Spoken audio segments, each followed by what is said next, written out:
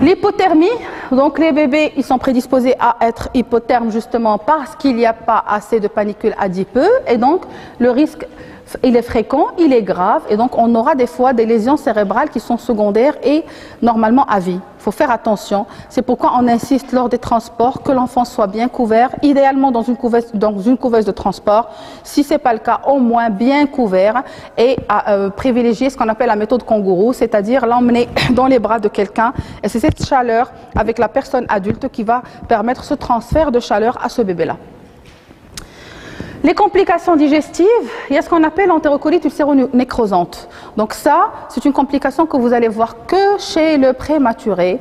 Et la deuxième cause qui est très rare de l'entérocolite, c'est les mégacolons. C'est les maladies d'Hirschsprung qui n'ont pas été découvertes à temps. C'est des enfants qui vont nous faire le même tableau d'entérocolite ulcéro-nécrosante. Pourquoi? Parce que le côlon, il est arrivé à dilatation assez importante à un certain moment.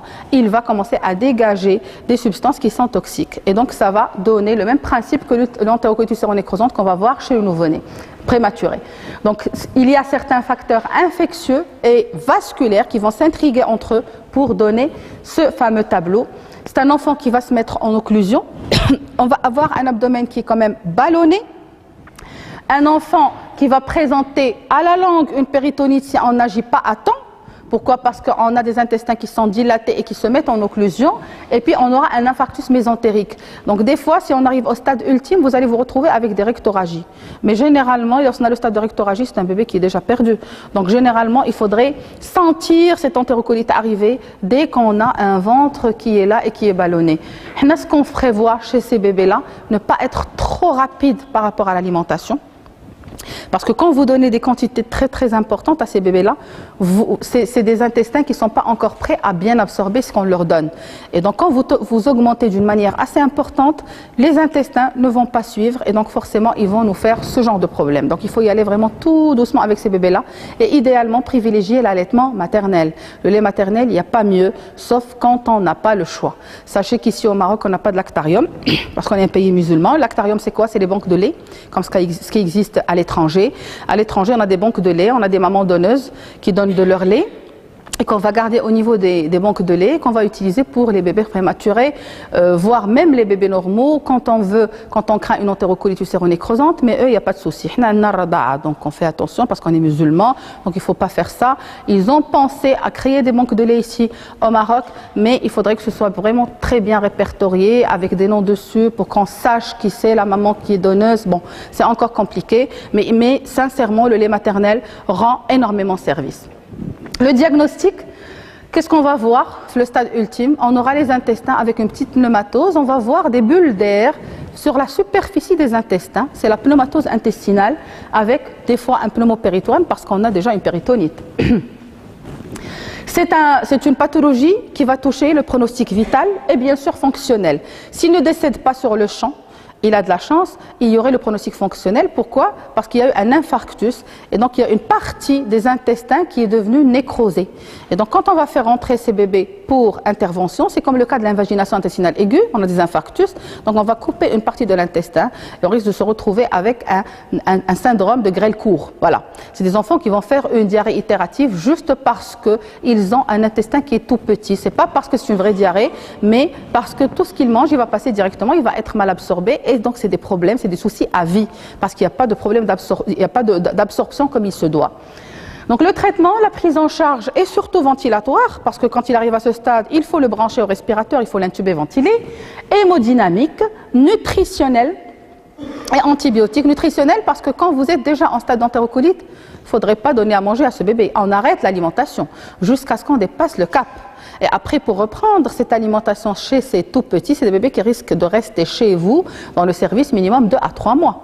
Parce que pour reprendre une alimentation chez un tout petit, surtout qu'il a fait déjà une entérocolite, il faut y aller vraiment tout doucement. Et puis, bien sûr, le traitement antibiotique, parfois même chirurgical. Les complications hématologiques, l'anémie surtout, pourquoi? Parce qu'il y a cette hémolyse physiologique qui est très importante chez un prématuré. Il y a une hémolyse physiologique qui se voit chez tout le monde, mais chez le prématuré, cette hémolyse, elle est très très exagérée. Vous allez vous retrouver avec des prématurés qui vont vous faire forcément des anémies à la langue. Et puis, on a les prématurés qui sont hospitalisés chez nous, on va les piquer presque chaque jour. Et ça, c'est difficile. Vous avez un bébé déséquilibré, vous avez besoin d'un ionogramme pour voir où est-ce que l'on est, vous êtes obligé de le piquer. Vous avez besoin de voir cette numération, vous êtes obligé de le piquer. Et donc nous-mêmes, on crée des anémies parce qu'on est iatrogène. Chaque fois que vous le prélevez, un nouveau-né prématuré, imaginez quand vous prélevez chaque jour, qu'est-ce qu'on va laisser? Donc généralement, dans le service, on essaie quand même d'être un peu économique en matière de sang, c'est-à-dire si on arrive à faire un jour sur deux les prélèvements, c'est l'idéal, sauf si vous avez vraiment un bébé qui est très très instable, alors on est obligé de privilégier tout ce qui est thérapeutique. Donc tout ça va faire qu'on aura des anémies itératives et c'est pour cette raison que tout nouveau-né prématuré, on ne le sort jamais sans traitement par fer. Tout bébé prématuré à partir de J15 de vie, on va le mettre sous fer systématiquement et on ne va l'arrêter que jusqu'à diversification en viande rouge. Pourquoi? Parce que les viandes rouges, elles sont riches en fer. Donc quand je dis diversification en viande rouge, s'il est allaité au lait maternel, c'est jusqu'à 6 mois révolus, parce que le lait maternel il est largement suffisant. Maintenant, s'il est allaité artificiellement, c'est à partir de 4 mois révolus qu'on va démarrer cette diversification. Mais les viandes, généralement, on les fait rentrer qu'à partir de 6 mois. Les complications immunologiques, la susceptibilité aux infections. Pourquoi? Parce que tout le système immunitaire ne fonctionne pas comme il se doit. Donc c'est un système qui est là, mais qui n'est pas encore efficace. D'accord? Donc c'est des bébés qui sont prédisposés à faire des infections parce que le problème déficit immunitaire, il est là, qu'on le veuille ou pas, c'est pas encore prêt. Et donc on a une altération de tous les stades de lutte anti-infectieuse. La rétinopathie de prématuré. Pour les gens qui sont passés ou qui vont passer, vous allez voir qu'il y a un contrôle systématique des fonds d'œil chez les bébés qui passent beaucoup de semaines sous oxygénothérapie. Pourquoi? Parce qu'ils sont prédisposés à faire une rétinopathie à la langue. L'oxygène, il est toxique pour la rétine du nouveau-né, surtout le prématuré. Et donc, on va se retrouver avec des séquelles visuelles qui peuvent arriver jusqu'à 37% de cécité infantile, ce qui n'est pas rien. Donc, normalement, il faudrait les découvrir à temps et savoir faire marche arrière à temps, savoir les suivre à temps. Mais heureusement, maintenant, avec les nouvelles techniques, le laser et tout ce qu'il faut, il faudrait juste savoir les étiqueter avant que l'enfant n'arrive à un âge plus avancé. 17% de prématurés de moins de 32 semaines reçoivent un traitement pour rétinopathie du prématuré dans les pays industrialisés, ce qui n'est pas rien. Pourquoi on parle de pays industrialisés? Parce que chez nous, c'est récent qu'on commence à faire déjà des fonds d'œil. Avant, on commence à un peu se perfectionner. C'est pourquoi ça commence à prendre un peu... Ça devient un phénomène de mode. Donc 2/3 des enfants malvoyants à la suite d'une rétinopathie de prématuré vivent dans les pays en développement. 2/3, pourquoi? Parce que justement, on n'a pas eu l'occasion de les étiqueter à temps et de traiter à temps. La pathologie, il y a une pathologie qui est multifactorielle. Il y a le faible poids de naissance qui peut agir. Il y a le faible âge gestationnel. Il y a la mauvaise croissance postnatal, c'est-à-dire c'est pas un enfant qui va évoluer comme les autres, tous les enfants ont une courbe avec des couloirs qui sont bien précis. L'ancien prématuré, il aura peut-être des fois du mal à rattraper cette courbe. Donc c'est des enfants qu'on va suivre vraiment de près. Une mauvaise croissance postnatale, une oxygénothérapie qui est mal contrôlée, on donne de l'oxygène mais d'une manière assez abusive. Donc on ne fait pas attention à ce qui va se passer par la suite. Il y a d'autres pathologies qui vont s'ajouter, type sepsis, hyperglycémie, dysplasie bronchopulmonaire. La dysplasie bronchopulmonaire, c'est quoi? C'est les besoins en oxygène qui sont persistants jusqu'à 28 jours de vie. Donc un bébé, quand il arrive, généralement on s'attend à voir un sevrage en oxygène pendant la première semaine, voire les 10 premiers jours, grand max.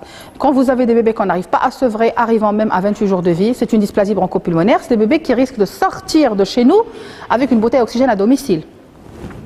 Et puis, plus l'âge gestationnel est bas, plus ce risque de dysplasie bronchopulmonaire est augmenté. Il y a aussi les facteurs ethnico-génétiques, c'est-à-dire qu'il y a des gens qui vont nous faire ce genre de problème de rétinopathie, on a d'autres qui ne vont pas le faire. Le dépistage de la rétinopathie, donc identification des enfants à risque d'évolution défavorable et qui nécessite un traitement. Ceci passe par des fonds d'œil systématiques, généralement 1 à 2 fois par semaine. Donc il y a une équipe d'ophtalmo qui passe chez nous et qui fait le tour et on va dilater ces bébés pour attendre qu'ils passent pour faire ces fonds d'yeux et essayer de dépister les malades. Tous les prématurés nés moins de 32 semaines ou dont le poids est inférieur à 1,5 kg, ça c'est les indications. Ou alors moins de 2 kg avec évolution particulièrement compliquée, c'est-à-dire quelqu'un qui a eu besoin d'oxygène pendant longtemps, qui a eu une pathologie respiratoire assez importante et un sepsis sévère. Il faut le faire par ophtalmoscopie indirecte, c'est-à-dire on va les dilater, il y a le médecin qui va passer, il va faire son examen à lampe à fente. Donc le traitement, plutôt à l'ophtalmoscope.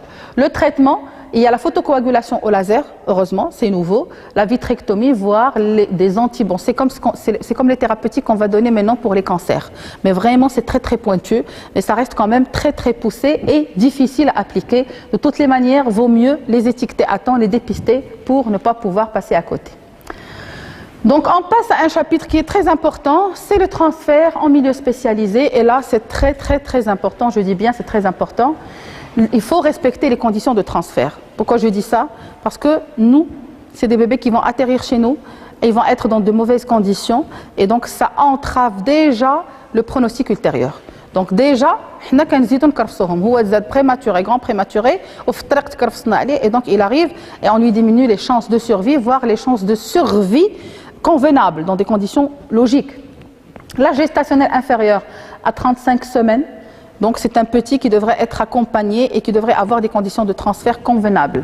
Dont le poids de naissance inférieur à 1,8 kg, une détresse respiratoire, c'est-à-dire un bébé qui n'arrive pas à respirer comme tout le monde normalement, des épisodes d'apnée et qui dépassent surtout les 20 secondes, des apnées pathologiques, un risque infectieux important, une hypoglycémie persistante. Donc pour ces conditions-là, il faudrait qu'il soit transféré d'un niveau 1, voire d'une maternité niveau 1, voire même d'une maison d'accouchement à un niveau 2, voire un niveau 3. Ça dépend des disponibilités et de l'indication aussi. Quand on a une anomalie qui est apparue en maternité et qu'on n'a pas de photothérapie sur place, un enfant ictarique aurait besoin d'une photothérapie, d'un bilan déjà pour voir de quoi il s'agit. Quand il perd du poids, plus de 10%. Vous vous rappelez, on a dit qu'une perte de poids de 10% reste physiologique. Au-delà de 10%, c'est pathologique. Quand il a du mal à s'alimenter, c'est un bébé, il a du mal à s'alimenter, il va se mettre en hypoglycémie, il va se mettre tout doucement en déshydratation, puis en dénutrition. Il risque, quand il y a l'hypoglycémie, il y a le risque d'atteinte cérébrale, il risque de convulsion, parce qu'il y a l'hypoglycémie qui va suivre, et donc on va le tuer à petit feu. Donc un bébé, la maman tu ne le confies à sa maman que quand tu es sûr qu'il va téter convenablement. L'apparition d'une complication grave qui nécessite le transfert vers un niveau 3. Par exemple, là, il est né, il était normal, à un certain moment, il nous a fait une entérocolite. Donc une entérocolite ulcéro-nécrosante, s'il n'y a pas un service de réanimation, on pourrait l'intuber, on pourrait avoir toutes les mesures de réa nécessaires, c'est même pas la peine de le garder. La persistance du canal artériel, donc il est là, il a les besoins d'oxygène qui sont persistants, il a un canal artériel qui est gros. Soit il va être chirurgical, on va l'opérer, soit on va utiliser les moyens médicaux mais qui n'existent pas dans un niveau 1. Donc le respect du circuit de régulation et des transferts, c'est très important. Pourquoi? Parce que le service d'accueil devrait être informé. Imaginez, vous avez 15 lits et les 15 lits sont pleins, sont pris. Et on vous apporte quelqu'un qui est comme ça, qui atterrit au niveau des urgences, et un 28 semaines, 1,2 kg, et on n'a pas où le mettre. Tout le monde panique. De toutes les manières, je ne vais pas débrancher un bébé pour le mettre à sa place. Mais il est là, on ne lui a pas rendu service. Vous l'avez envoyé, vous avez envoyé une bombe qui va ni être prise en charge correctement dans le service d'accueil, ni garder dans son service d'origine le temps de lui libérer une place. Donc toujours informer le service d'accueil pour que ce bébé atterrisse dans les meilleures conditions. Préparer les conditions de transfert, que ce soit le matériel, parce qu'il est déjà en détresse, il normal, ça nous est arrivé de recevoir des bébés qui disent il a un 2/10, un score de Silverman à 2/10, à un certain moment qu'il l'a intubé. Comment ça se fait? Il s'est aggravé en cours de route et on l'a intubé. Donc on n'a pas le choix. Le personnel qui va l'accompagner, la fiche de transfert bien remplie pour qu'on sache, par exemple, une anamnèse infectieuse et la maman n'est pas là, il n'y a personne de la famille derrière l'ambulancier, comment voulez-vous qu'il sache est-ce qu'elle a eu des leucorrhées? Est-ce que vous trouvez logique que je demande à un ambulancier au chien d'ailleurs leucorrhée, la femme, le bébé dit là, donc c'est pas normal. Il faudrait qu'on ait une fiche de transfert qui est vraiment bien remplie. Ça, je vous le dis, on est sur le terrain et ça nous arrive de recevoir des bébés qui sont arrivés seuls avec l'ambulancier, hélas, dans un pays qui est comme le nôtre. Donc on aimerait bien quand même que les conditions de transfert soient quand même bien remplies. Et puis, dans tous les cas, montrer le nouveau-né à ses parents avant le transfert. Parce que des fois, surtout quand c'est malformatif, il y a des gens qui ne l'acceptent pas. Donc avant de le transférer, il y a une omphalocèle, il y a des intestins qui sortent, vous le montrez. Idéalement pas à la maman, si elle est accompagnée à quelqu'un d'autre, mais maintenant s'il n'y a personne, il vaut mieux que la maman soit quand même au courant. Parce qu'après, elle pourra vous dire, moi j'ai pas vu et c'est pas ça. La mise en condition en néonatologie, donc le nouveau-né est déjà installé en incubateur, c'est-à-dire Idéalement, une couveuse, parce que les tables de Réa, il y a beaucoup de déperdition thermique, sauf si vraiment on est dans l'obligation.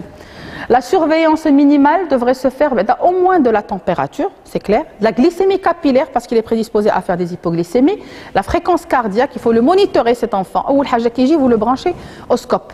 Vous le monitorez, il faudrait avoir une idée sur sa fréquence cardiaque, sa fréquence respiratoire, son taux de recoloration, avoir un petit brassard adapté pour prendre sa pression artérielle, sa tension artérielle, parce que s'il se met en hypotension, c'est qu'il est en état de choc, donc il faudrait vraiment qu'on soit rapide dans notre manière de faire.